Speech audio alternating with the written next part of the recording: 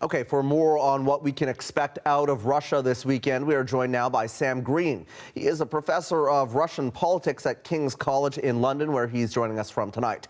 With war raging in Ukraine and some scenes of defiance after Navalny's death, the latest polling from Moscow, Sam, puts public trust in Putin at 86%.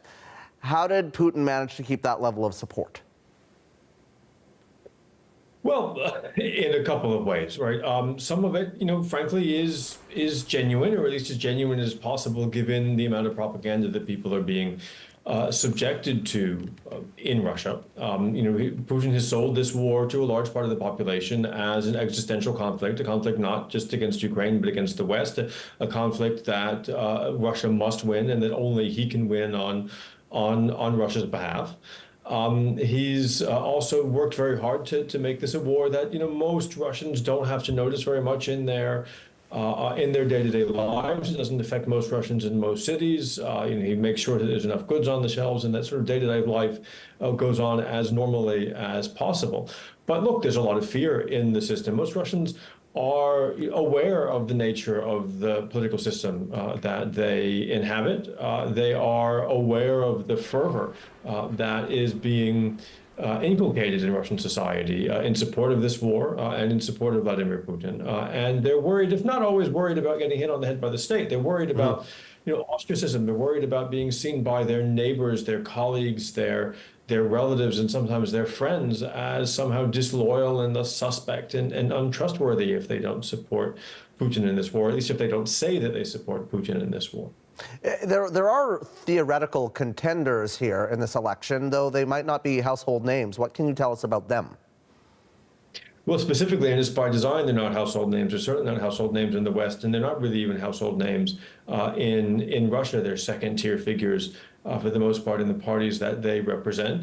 They were vetted and approved by the Kremlin before being allowed to be nominated and to go on the ballot. They have mostly made no bones about the fact that they do not expect to win this election. Some of them have even been clear that they're not necessarily trying to win this election, that they in fact are campaigning but support Vladimir Putin. Putin himself has not really put forward a vision for the future of the country, and all of the other candidates on the ballot are being very careful to make sure that they don't compete with or attack that lack of a vision.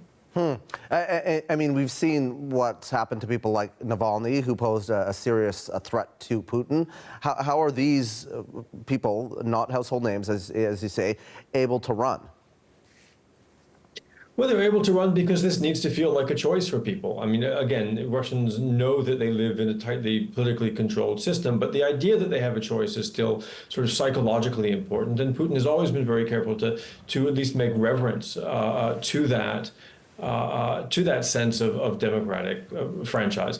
There will also be some people who may support the war, may support Putin, but also feel that there may be injustices in parts of Russian society, would like to see more money go to blue-collar workers and more investment in social infrastructure and that sort of thing. And they'll have their candidates that they can vote for, but then they will hear the results that are announced on Monday, most likely, showing that Putin has got something, or at least reported to get something in the range of 80% of the vote, and they will be made to feel that he is the consensus candidate for the overwhelming majority of Russians. What's 6 more years of Putin going to look like? Well, first of all, we have to realize what Putin himself realizes, which is that while this election allows him to serve another 6 years, it is not actually the election that keeps him in power. It's, as a result, doesn't guarantee that he stays in power for 6 years. So I think we're likely to see another 6 years of repression. We're likely to see another 6 years of geopolitical conflict with the West as a means of justifying his rule.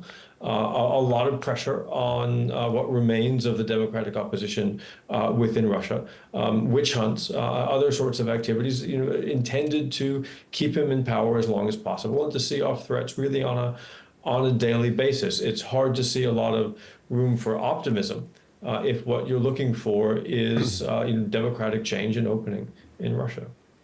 Sam, appreciate your time tonight. That is Sam Greene, a professor of Russian politics at King's College in London.